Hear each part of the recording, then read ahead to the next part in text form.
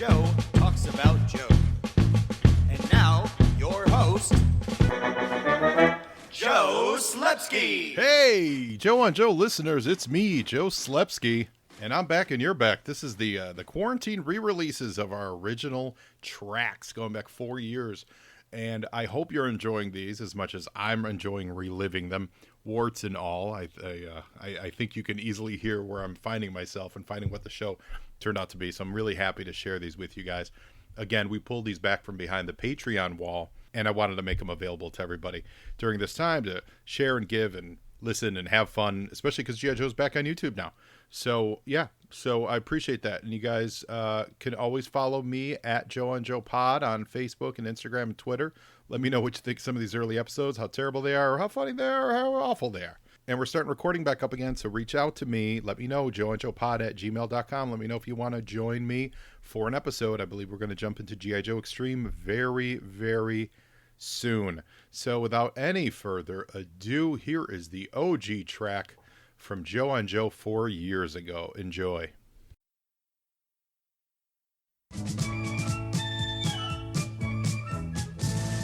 You are listening to the Joe on Joe podcast, the only podcast where Joe talks about Joe. And now, your host, Joe Slepsky. Hey, and welcome back to Joe on Joe. I'm your host, Joe Slepsky here, and I have the pleasure of sitting here in beautiful, sunny Los Angeles, California, with my good friend, Mr. Jericho Wilson. Jericho, welcome to Joe on Joe. Joe on Joe. So this is not a porno, right? No, this is not a porno. Okay, I just wanted to be clear. The name confused me. Although, yes, there is some Joe on Joe action. It's just not the kind of action you may be used to. Oh, okay. Well, I'm glad to know that. I'm glad we cleared that up. Oh, well, Jericho Wilson is a friend of mine from out here in L.A. He is a avid pop culture maven. Yes, you like pop culture. See? He loves comic books, if you may know by his nom de plume, and he is an executive assistant at Viacom /MTV. Is that correct? That is correct, sir. You are correct, sir. Can you give us some inside dope on MTV? Where? Yeah. If I want to keep my job now. So, although if you read Variety, there's lots of interesting things going on with Viacom and MTV and Sumner Redstone. Google Sumner Redstone. It'll be very entertaining. It's better than any reality show we currently air. Where is Martha? What's her face? The original VJ. Remember Martha? Cute little brunette, tiny Martha. Yeah. Where is she now? Yeah, she hanging out she at the didn't offices? forward her address to me in HR, so no, I can't help. Okay. I can answer HR related questions in HREs, HR speak, so I can do that. Will that be helpful to you, sir? What's the most the biggest celebrity that comes through your purview every day? Yeah, I'm in HR, so yeah. No, you don't get. Yeah, you don't get like. Yeah, I deal with people's W-4s. It's very exciting and glamorous. So a change of address form. It's very exciting. Shakira doesn't show up and ask why her royalty checks aren't showing up, or no, Katy certainly Perry. not today. Maybe in New York. Now we're in LA, so okay. Corporate headquarters are in New York. FYI, MTV Networks corporate headquarters, New York City, folks. It is not Hollywood. So then, what primarily business units do you deal with then? Well, we're the West Coast, so all the TV networks that film out here. So we've got shows out here that film out here, but the corporate headquarters is in New York. So we're kind of considered the satellite, which I think is fair to say. What are the shows that film out here? Like what? There's a whole bunch. Most of the filming goes out here, unless you're dealing with one of the New York-based shows. I will confess. TRL. Beg pardon? TRL, is that even still a show? That is not still a show, sir. So I hate to correct you on that, but no, that's not. That hasn't been a show for years. So we, a lot of the reality programming, at CMT, we have in Tennessee. Oh, okay. You saw in Party Down South. That's one of our shows. Got it. And let's see, what do we have currently going on MTV? We've got Shannara Chronicles, that films in New Zealand. And, then you've got the shows on VH1, like Lip Sync Battle. I think that films back east. I could be wrong. I'm a very bad corporate employee. I do not watch most of our shows, although I love Shannara Chronicles. Yay, Shannara. Shannara Chronicles is awesome. Shannara Chronicles, I think I've seen the commercials for it, but what's the high concept for that? I don't know the author, but there's a whole series of books, and if you're a sci-fi fantasy geek, you probably know what the Shannara Chronicles are and love them, and I have to say I love the show. Also, the guys on it are really hot. That's good to know. It's good for me. Given that 1 in 10 are gay, I would imagine 10% of your audience are gay. So to all my girlfriends out there, my sisters, hey, Jericho Wilson, Queen. Are you coming out of the closet right now? Yeah, well, that would have been 1983. So I'm really only 5. No, well. Wait a minute. I love that you just brought up 1983. 1983 was the first year of G.I. Joe. Was it? I did not know that, sir. It was. So the show that we're watching now aired in 85 or early 86. Okay, I was still in high school at that time. What were you watching when you were a little younger, when you were coming up? Like Super Friends era? Thundar the Barbarian, ladies and gentlemen. Ookla the Mock, Princess Ariel. To all my 80s kids, you know what I'm talking about. I love Thundar. Dungeons and Dragons from Marvel. Before Marvel was Marvel. Dungeons and Dragons is such an overlooked, awesome cartoon. And, hey, listen, Marvel TV, I'm sorry, I don't care what's on Netflix, Daredevil, Luke Cage, don't care. Dungeons and Dragons was better. You're saying they peaked at Dungeons and Dragons. They need to bring back Dungeons and Dragons, because Dungeons and Dragons is the bomb, even 33 years later. Were you a Super Friends guy? I was. Because I know you're from a big DC guy. 1973. You're a big DC guy. Yes, I know that much. From when it came on the air in 1973 till when it went off the air in 1986. Yes, I was, sir. It never went off the air in my heart.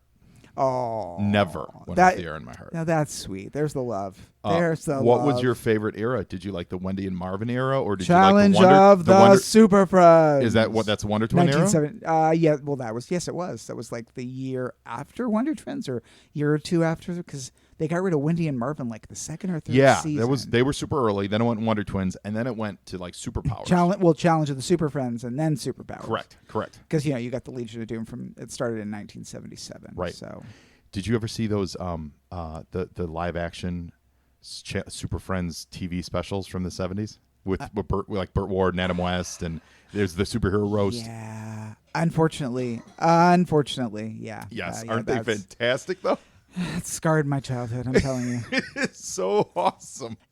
Superman the movie was the bomb. That was, I try to blot out my memories of the live action stuff from the 70s, which is a little disturbing, frankly. I agree. Superman the movie is still my favorite, all-time favorite live action superhero movie. We've been blessed to have a ton of superhero movies in the last 15 years. Yes, we have. What have been some of your favorites? X2, because I'm a Phoenix kind of guy. And let's see what else we want to throw in there. I'm going to get crap for this, but I'm a Green Lantern fan. I like Ryan Reynolds. I love Green Lantern. Deal with it. I think you like that movie more than Ryan Reynolds likes that movie. It was just fun. And, the scary part is, and I think people tend to forget this, it sucked. It was crappy. The worst superhero movie we have out now, you got to think back 20 years ago. I mean, we were getting crap like Steel, or you get the Halle Berry Catwoman. We're really spoiled, and I think people tend to forget that. Like, Elektra was so awful. It's like, apparently you never saw the 1990 Captain America movie. Now, that was a bad movie. I think you just put some really great perspective on these things. Or Roger Corman Fantastic Four. I'm telling you, folks. Although that Roger Corman's better than the 2015 Fantastic Four.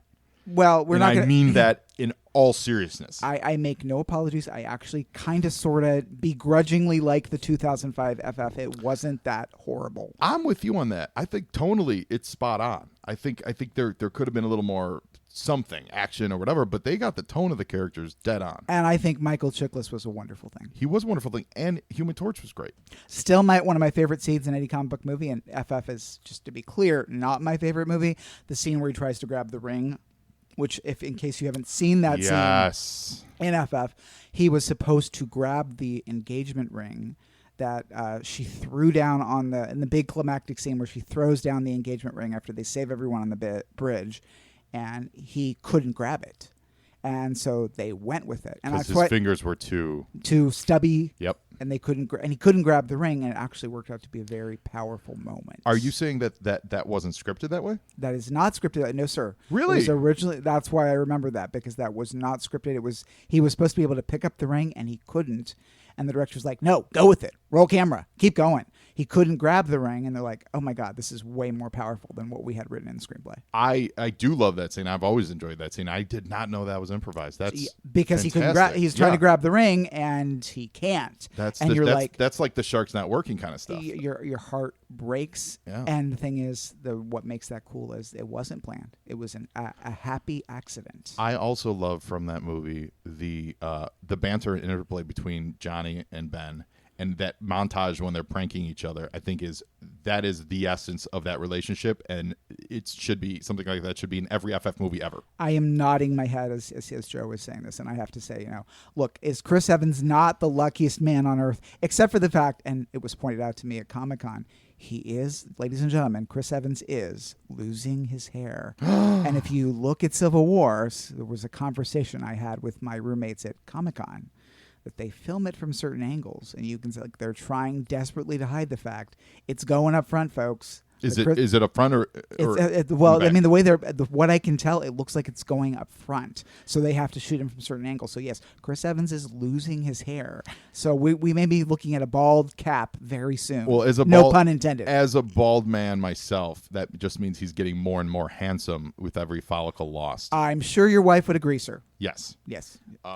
That's shocking. I didn't know that. Yeah. If you look at it, they're trying very hard to hide that fact. But I mean, listen, his first movie as a superhero was 2005. We're going into 2017, folks. Chris is getting old. Yeah. Well, we all are. He's great. Like we all are. He's been the Torch. He was in The Losers. He's Captain America. He was in The Losers. I had forgotten about that. Yeah. What other? Didn't he do one other superhero? He did. Johnny Punch It, Rocket. Tommy Potchett and versus the World. What's his name? Scott Pilgrim versus the World. I did not know he was in that. Yeah, he was one of the he was the one movies, one of the boyfriends. Yeah, I did not know that. So he was in that comic adaptation. And the other end of it, Ryan Reynolds, Deadpool, obviously. Which you could sort of count two Deadpools because they're really two different Deadpools. And he was Green Lantern, he was in Blade. I will put myself out there, so I will get the crap for it now. I have never seen Deadpool because I hate Deadpool. Nothing against Ryan Reynolds, nothing against the director. I just hate Deadpool, and no offense to Rob Liefeld, because I love some of your work, dude, but Deadpool, not your best character, man. Your best character. I hate Deadpool as well, and I and really you love liked Deadpool, that the movie. I really like that movie. I hate that character. I hate all the. I'll say that I'll put it on Front Street Writer. I kind of hate all the credit that Liefeld takes. Yes. Because the character he created is not the character that's popular today. Yes. It's totally not. Other creators came in and changed him. It's funny about that time because when I picked up a copy at X-Force and I laugh. It was summer 1991, ladies and gentlemen, and I picked up a copy. Oh my God, 25 years ago. I'm on the subway in San Francisco and I'm reading this book going, this is the biggest piece of I guess Joe Biden would call it malarkey. That's the politically correct term on a PG-13 show. You can buy letters. If this is Wheel of Fortune, the letters would be B and S. And I was on the train, and there was this little boy. He couldn't have been more than 9 or 10. And I said, "Here, you want this?" And I gave him my copy of X-Force #1. I'm like, "Here, I don't want it. It's either going in the trash can or it's going." And I made a little boy's day. I gave him a copy of X-Force 1 free of charge.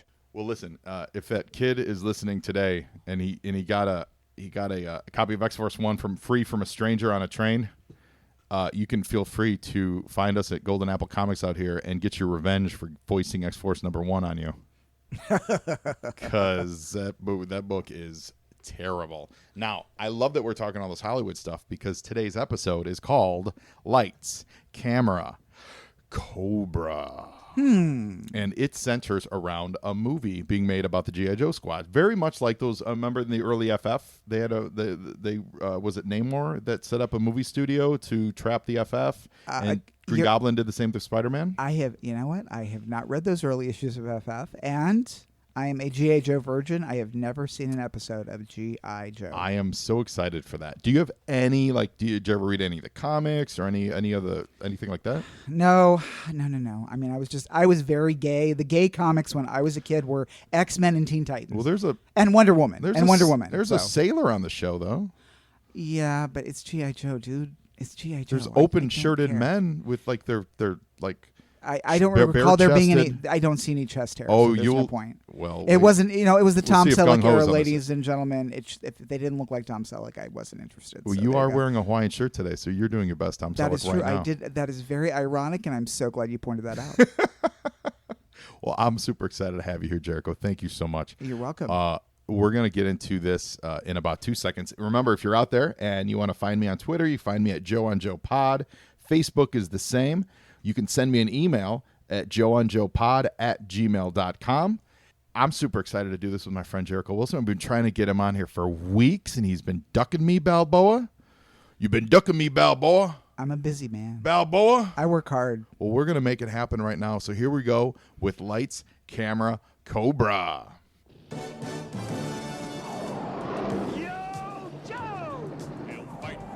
So, we always start with the opening every episode, obviously. And so I like to get my friends' takes on... Are you familiar with the song? I am. It Yeah. was kind of omnipresent in those days. Yeah. So, yes. I know it well.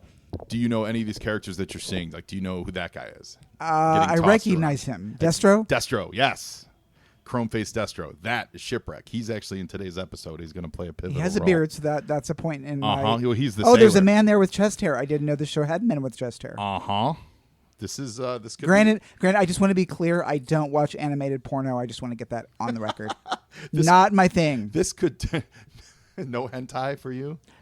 God, no. This could turn into the steamiest no. episode of Joe on Joe yet. That's just wrong. It's wrong. That is Flint. That's Lady J Breaker. Where's Scarlet? She's not in this episode, but Scarlet is not on an episode of G.I. Joe. No, but a woman named Covergirl is. Okay. So we open. There's a looks like a European town, and Cobra has kind of cornered a bunch of villagers, and a bunch of strange-looking G.I. Joe helicopters roll by, and everything looks a little different. You may not notice this, Jericho, but that helicopter design, that's not right. That character models for all those guys there, nothing looks exactly right. Everything's a little bit off model. Like you see Snake Eyes, he looks like he's wearing like a purple jumpsuit, but there's no accoutrement on it, right? Okay. There's Gung Ho, and he's a little too bald. Like he's got like a bald ring instead of just being bald. Cobra Commander has like a face visor, and what? You moron! You almost broke my back. You'll hear from my lawyers about this. Uh-oh. I'll sue. They just went through a wall. These guys aren't. That's not Duke. That's not Cobra Commander. No, It's a movie no, set. It's all wrong. It's all phony. We got a Of course a it's guy phony. who's the It's a director who's dressed in movie. that traditional like foppy Khaki. that with the ascot, right? That is correct, sir. And he's got a page boy haircut. Appropriate to Prince Valiant, maybe not appropriate to G.I. Joe. Totally. And he's very upset about this. And what he says to his producer is, you need to get me some real G.I. Joe technical advisors. Otherwise, I'm walking off this picture. I'm leaving this picture. So we cut to the real Cobra Commander. Now, this is fascinating. Destro walks in on Cobra Commander eating dinner. With a glass of Chardonnay. And he asks him to put his hood on. This implies that Cobra Commander's face is deformed and hideous. It's always been a mystery as to why he wears the hood. I like to always think that he wears the hood just to keep his identity secret, not necessarily so you can't find him, but for that he could be any man. Like he could be anyone. He's scarier when you don't know exactly who he is. No. But according to this episode, he's actually got some kind of deformity going on. Well, and there was discussion had at San Diego among a group of gay men discussing the fact that villains in 80s cartoons often sound like lispy queens. From Cobra Commander to who was the other big 80s villain? I'm trying to remember the names. Megatron. Megatron and Starscream, Starscream, which was very, very, very gay. Very much so, yeah. Starscream, you impotent wuss. Megatron. There you go. So now we actually cut to the Dreadnoks. So these are the Dreadnoks. That's Zartan and That is Ripper, Buzzer, and Torch. What are dreadnoughts, sir? Their dreadnoughts are Do they knock on the door? They knock on the ceiling? Do, and when they're knocking, you better not answer. They're a biker gang. Oh, okay. My kind of guys. Yeah, Okay, and they're all mercenaries. Are they available for a hot date? Well, if you pay them enough, because they're in the middle of a bank robbery, and Cobra Commander basically calls them and says, "I'll pay you $4 million to stop what you're doing and go wreck this movie." I'd pay him to do something else, but that's beside the point. Where were we at? I do think they're kind of your style. Bearded. Yeah, I like the bad boys. I like the bad boys. All about the bad boys. Mm-hmm. I'm here to pick up some guys. So now we've got the movie Yeah, producer. and I'd just like to comment on that last line. I'm here to pick up some guys too. Sailor's driving me crazy. And that sailor's driving me crazy as well. That is Shipwreck. He's the best. See that would be my potential new boyfriend. That would be my man. Well, you know what? According to a mutual friend of ours from the shop, he thinks Shipwreck absolutely is supposed to be gay on the show.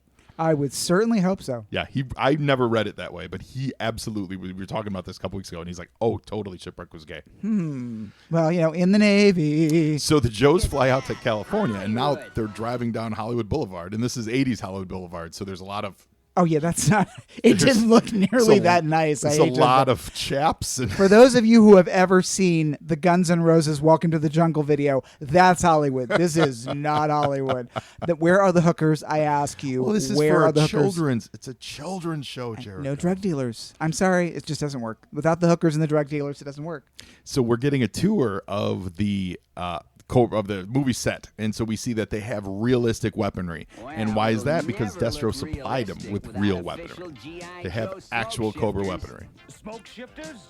Smoke And shifters, of course. Shipwreck does what he always does: is he kind of cons people. He always Absolutely. bullshit I don't BS film people, right? without them. You Okay. can get So them he in just Hollywood. Give him money sent at them cost. on a. He told them they need to go get a smoke shifter, which means it's Shipwreck's way of getting out of working and gonna go hang out in Hollywood. So Shipwreck and Cover Girl jump in. Oh, who's that? Who's the lady with the pink Corvette? Is that Gem and the holograms? No, the real one in Hollywood, Angelique. Yeah. It's like they jumped in Angelique's transit. That woman scares me. I just want to go on record. My friends all want to have their picture taken with her. Keep her away from me. Have you ever She's met creepy. her? I've seen her. I've seen her in person. I've been close. Walk by her. Yeah, I'm not even. I don't want to go there. That's very disturbing. So Zartan walks right up to Dusty. That's Rakondo, and the other guy's. Oh, look, Dusty. it's Dum Dum Dugan. Yeah, right. And Zartan walks right up because Zartan pretends that he's dressed. He's an extra in the movie. They don't realize that's the real Zartan. Huh. And so he's kind of challenging him, saying, "Hey, this Cobra equipment's really good. Your G.I. Joe equipment's kind of cheap." Now, was this produced by Marvel? Same studio It as Dungeons? absolutely was. It was produced by Okay, Marvel there you go. Sunbow. Yep. There you go. Yep. If you notice, it's the same animation as Pride of the X-Men. I have, I am ashamed to admit I have never seen the '90s X-Men cartoon. No, not 90s X-Men. It was the 80s X-Men pilot that they did. I did not see that. Now I had I'll have heard to get you a copy. that apparently in 1983, since we're talking about Oh 1983. boy, wait a minute. Zartan just got in like a drag race with the Silver Mirage, and Rakondo and Dusty just went off the mountainside. It's real Zartan. Yeah. Rakondo just realized that's the real Zartan. So he's the only one that knows they're in trouble, and they're really hurt. Huh. No, in 1983 they almost did X-Men cartoons and Teen Titans cartoons on ABC and NBC. Yep. Just wanted to throw that out there. Well, that's what Pride of the X-Men was. Ah, I did not know that. That was the pilot for it, I believe. Well, then I'm going to have to look into that. And it's fantastic. It's fantastic. It's the Byrne era. It's Kitty Pryde. It's like Pride is spelled Pryde. Very nice. The animation's gorgeous. It's got Brotherhood of Evil Mutants. The voices are a little off. Wolverine's Australian, not Canadian. Like Where straight up now, Australian. where are we at now? So we're at a pool hall, probably in Sunset Strip somewhere, and Shipwreck is getting in a fight with a bunch of bikers. And Torch. This is like a leather bar in Silver Lake. This is totally a leather bar in Silver Lake. So that is Blowtorch, and that's Mutt, and that's Junkyard, the dog. So Wait, there's the guy is named Mutt, but the dog is not. I'm glad we cleared that up. I would have been very Absolutely. confused. The Mutt is not Mutt. And Zartan is going to now, as they're starting to film a scene, he's going to cause some chaos and destroy the Joes. So they're using real equipment now. So that's why the action is going to look so much better. Are they filming this? Oh yeah, it's absolutely getting filmed. So they're filming they it, but called they action. don't know it's real. Right, they called action. Okay. Now, in your time as an executive assistant, have you been on a lot of sets? Have you been? No. No, I'm not that important. And we go to commercial with a water tank falling on the director and the producer, and we'll be right back. After these messages. Today's file card feature is on Doc, the G.I. Joe medical doctor. His file name is Carl W. Greer. His primary military specialty is medical doctor. Secondary military specialty is the chaplain's assistant. And his birthplace is Concord, Massachusetts. He is a grade 0 through 3. Even from an early age, Carl Greer knew that he wanted to help people. He thought the way to do this would be to become a doctor, and so he studied hard and was eventually accepted at Harvard Medical School. After graduating Harvard, he completed his residency at Johns Hopkins and enlisted in the Army with the hope that he would one day join the G.I. Joe team. He was told that the Army couldn't guarantee him a place on the team, but he chose to work hard anyway, completing the Airborne School, Mountaineering School, and the Desert Training Unit. His hard work paid off, and Carl earned a spot amongst the Joes as Doc, the team's medical doctor. Although a pacifist by nature, Doc saw himself as more than just a medic. He maintained that his skills and training allowed him to enter more dangerous situations than any normal medic, and none of his G.I. Joe teammates saw fit to argue. He became an integral part of the team, saving the lives of Joes in the field on many occasions. He's an avowed pacifist. Doc believes that, quote, the G.I. Joe team is the best we have. We send them into the worst situations imaginable because that's where we're going to need them the most. When the going gets rough and they need something more than a pill roller, I'm their main man. Unfortunately, during one particular mission in the desert nation of Trucial Abysma, a routine hit-and-run operation on Cobra forces led by Duke and Falcon, Doc was among a number of Joes who were captured and held prisoner. Several of them, including Doc, were brutally executed when a saw viper misunderstood orders and riddled them with gunfire. Several others escaped, only to be later killed when their escape vehicle was destroyed by Cobra troops. When the dust settled at mission's end, all 7 of the Joes who lost their lives that day were laid to rest at Arlington National Cemetery, Doc included. Doc plays a major role in these early episodes. As the Joes expanded their roster on the cartoon, Doc's role became more of a specific medical purpose, instead of the early episodes where he also served as a kind of a technical genius guru who would figure out the solutions to reversing the polarity of Cobra's lasers that are attacking Washington, D.C. Doc always had a good look to him with those distinctive green glasses, and his death came in the comic book. So I like to think that in the cartoon world, Doc's still out there fighting the good fight and keeping Joes safe everywhere. So Doc, Carl Greer, we salute you. Now back to G.I. Joe. So the water tank is falling on the director and the producer and about to crush them. Luckily they get out of the way, but the Dreadnoks are just causing havoc. Junkyard saves the day. Have you ever had a dog that loyal? No, I have not, actually. Are you a dog person or? I'm pro animal. I prefer dogs, but I have no problem with cats whatsoever. No, my Mary Jane, my dog, she loves you. She curled up on your shoulders immediately. She's a very affectionate animal. She's a very special sweetheart. Very loving. Yeah, very much so.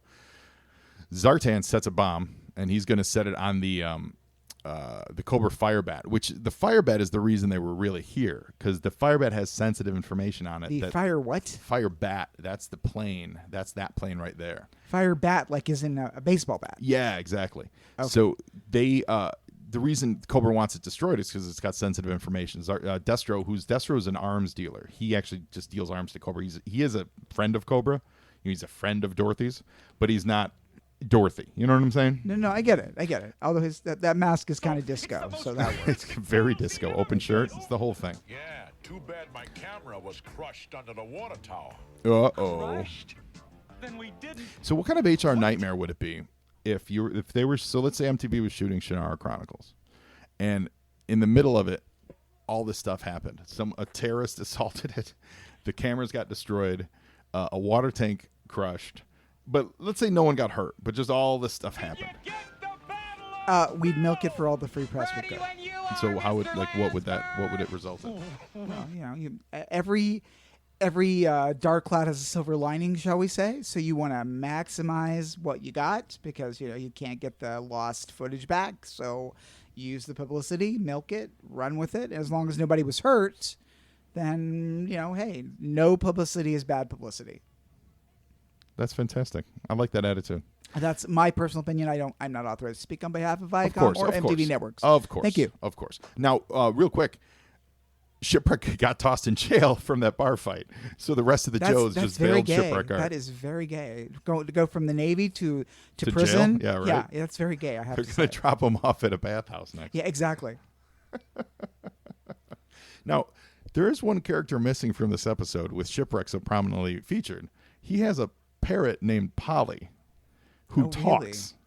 who actually talks, and is an active participant in most episodes that he's in. He's not in this episode. Now, so this is an interesting question. We have Junkyard the dog here. Mm-hmm. We have Polly the parrot. Is there like an animal G.I. Joe force? There is.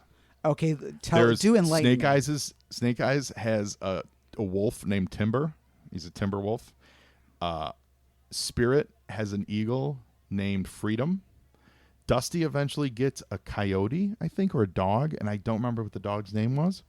There was also another dog handler named Law and Order, and his name was Law, and the dog's name was Order. Cobra Commander. Oh, that's clever. Let me think if there was any other animals out there. I'm sure there were a couple, but yeah, there That was that. Now that would have been interesting. I'm But assuming like- there wasn't a G.I. Joe animal episode. No, not like Legion of Super Pets kind of stuff. Is that what you're thinking? or the Pet Avengers. Pet Avengers? No. We got it. no, We no, were no. They FYI, never went there. We're very pro Marvel and DC here. Nobody feel left out. Very much so. In fact, I've said many times on the show, which I know you know because you're a every week listener, right, Jericho? Say that again, sir. I know you know what I'm about to say because I've said it on the episode, and you listen to this show every week, right, Jericho? Yes, absolutely. I'm just like the world's biggest G.I. Joe fan, even though I've never seen it. I watch it. Lies. It's all lies. I want truth in podcasting, but that's all right, though. I don't mind it. What I've said before many times is one of the reasons why I really love G.I. Joe, and also why I love Legion of Superheroes, which you're a huge Legion of Superhero Yes, I fan, am. is because of the diversity of all the characters. That there's so many characters to like. There's always going to be one person that you kind of latch on to. Would you agree? I would say so, although it doesn't. Correct me if I'm wrong, and nobody get mad. This is not me being a social justice warrior, not being politically correct. I have not seen an African American character in this episode. Am I correct, sir? Oh, no, but typically G.I. Joe's very actually, as far as like diversity and stuff goes on the show, G.I. Joe's very diverse. Like, I would there's- certainly hope so. There's always Because that's what the Reagan era was all about. Well, no, it really is. There's always there's usually always someone of color, and there's usually always a woman involved in the mix. Strangely enough, there's no Cobra African American Wow. soldiers. None. Well, clearly Cobra is racist. There's one. We've ascertained There's that. one on one episode. We touched on this a little bit a couple weeks ago. There's one on one episode, but he's kind of a no name, and he never got a toy until like 20 years later. So, but no, I do think it's a diverse show. But beyond like social diversity like that, I'm just saying like diversity of powers, diversity of characterizations and stuff. Like you have 30 characters in Legion, you have 30 characters on G.I. Joe.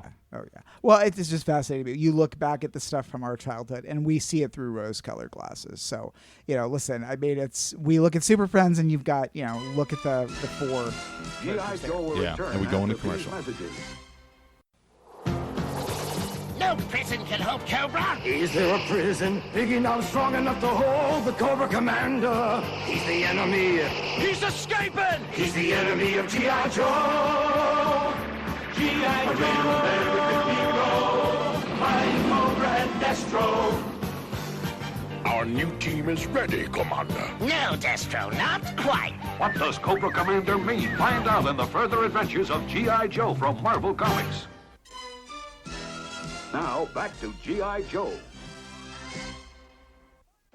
Real quick to recap, because Dusty and Ricondo, they were still in that accident.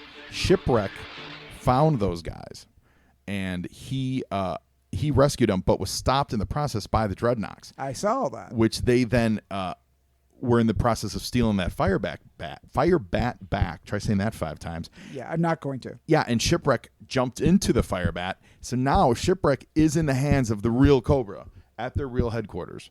And we, and I don't even know if the Joes know about Now we this. know what Zartan wanted the fire bat for. It must have So the had Jo- some oh, kind look of at that. There's a automatic picture of John homing Wayne, device that took it James straight Dean, back to Cobra. right? The first one looked a little I bit would- maybe Marilyn Monroe. I had not got that. Yeah. So the guys are sitting in a commissary and there's paintings behind them. With the dog in the commissary. Yeah. In the state of California, they just don't allow that. I just want Well, you no, folks to know they that. might have been- Unless it's a service animal. They might have been service animals, exactly. What's on tomorrow's agenda? Gonna burn down the studio? So the producer, I think the producer's drunk. What? Is mean what's we going are on here. gonna I burn think it they're down? implying that he's upset and he went on a little bender, so he's on here harassing the Joes. Because otherwise, how would he? He wouldn't have the stones to harass the Joes, expect right? me to talk, Cobra? No, we expect you to fry. I was afraid you'd That's say that. awesome. Are you a James Bond fan? Yes. That's from Goldfinger. Do you expect? You don't expect me to talk, do you? No, Mr. Bond. I expect you to die. We expect you to fry. A message on our ultra-secret That's frequency brilliant. from the G.I. Joe force. Okay, let's just. What? That is a Crimson Guardsman. Oh, here we go. An incoming message from Cover Girl. I think Torch is about to tell us the location of Cobra headquarters. Ooh, the Joes are torturing him. Donald Trump would love this episode. I was just gonna say, Donald Trump is all about this episode of the G.I. Joe because they are using enhanced interrogation techniques to have Torch reveal his location. Oh, boy. So they Okay, just that was. saved I'm Shipwreck's sorry. When bacon. he's laying there like that was very gay. Oh boy. Oh, it's just so hot. My hair's melting. Oh girl. And it turns out the Torch in the picture, it was Hollywood magic. It was actually Mutt in disguise as Torch. The guy named after a dog who isn't a dog. Right. 'Cause that's exactly. Junkyard. Exactly. I am paying attention, folks. So the Dreadnoks just busted Torch out. And we think it's a part of the plan because he was not in maximum Female security. Joe could study me face. Study your face? She's a makeup See, Zartan, he's smart. She's a makeup expert because her name's Cover Girl, and she used to be a fashion model. Yeah, I was just looking at Zartan thinking, who does his makeup? Dazzler? Dazzler or Kiss? Yes. Contact him. Tell him to turn back. I can't. He's under radio silence. Oh, see, Zartan's very Well, upset. that's See, Zartan's the only one the only one that's woke. He knows what's going on. He can't get a hold of his Cobra Commander. Well, that's just wrong. All right.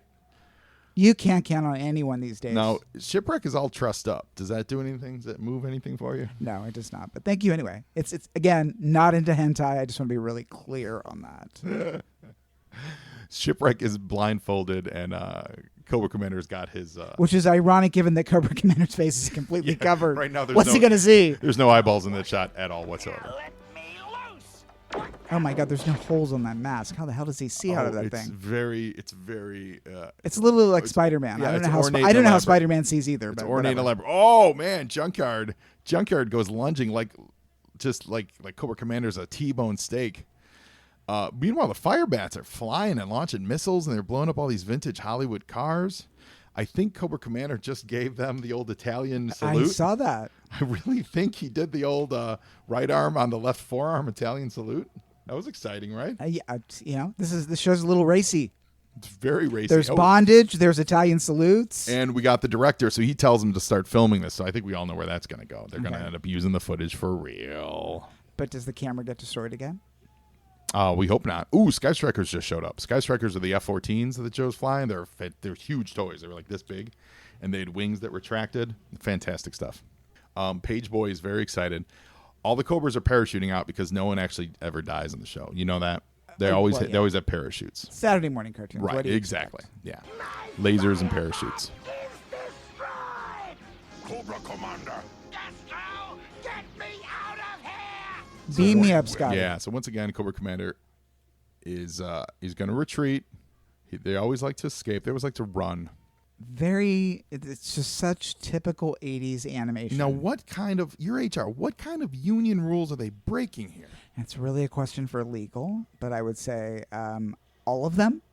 Right? With live ordnance and Bullets. unscripted stunts, right? No blanks. Laser beams. Laser beams. Now, And they're animals. You have to think about the animals. Oh my God, totally. Yeah, because you have no animals are harmed during the filming of this episode. In years because it's animated. Right. In years later, in the comics, they would pair up Shipwreck and CoverGirl. Those two would romantically get together, and I guess always he's wonder not that gay then. Well, hey, times okay, maybe change. he's bi. Yeah, okay. sure. I always wonder if this episode was one of the ones that they said, hey, look, they worked well together. Let's pair them up. Now, this producer's very angry with the Joes because the whole studio is destroyed. Worse than that, Cobra Commander escaped. However, But isn't it great? I got it all on film. and see, here we It's go. going to make back its it's budget and Man's- more. Look at there at Man's Chinese. Yeah, it doesn't look like that. That totally looks like Man's Chinese. Are you kidding me? I don't know. I don't see the footprints on the sidewalk. I'm not buying it. Oh, come on. But this was, come on. Where's the Hollywood Well, and Highland Center? The Come Joes on. are there. Well, this was 83. I don't think that was there. This is a good point. I was just being silly. Yeah, the Joes are there. They're all in tuxedos. Mom and Dad. And the director, of course, doesn't give credit where credit's due, like Hollywood. Oh, Shipwreck's very angry with Hollywood. I think That this is the dog last looks like time. a seal. This is the last time they work with the Joes. So, Jericho Wilson, there's your episode. What do you think? For 1983, not bad. Not bad at all. Lots of action. Women were integral to the story, and as a liberal Democrat, I was very happy about that. So, I'm all about powerful women. Love that. Coming from an HR standpoint, that was worried about the dog. Legally that can be expensive. You got to watch out for the dogs. You know what they say in Hollywood? You don't want to work with children or dogs or animals. Children or animals. Could you see yourself if you're sitting down in front of the TV and let's say G.I. Joe comes on naturally on one of the channels and the cartoon comes on, would you stick around and watch it? Yeah, it's not a part of my childhood. Okay. But, it could be a part of your adulthood. If they were all listen, if it was X-Men, I'd be all over it. Or Super Friends. There you go. I know. I'm one of those horrible comic book fans. I read mostly superhero comics. So soon. No, you and me both, man. You and me both. Well, thank you so much. I appreciate you taking your time out to come do this episode. Well, listen, whatever I can do to help a friend, I like to think of myself as a real American hero. Oh my God, there's nothing better than that. So thanks for listening. Now you Joe, and Joeing is half the battle.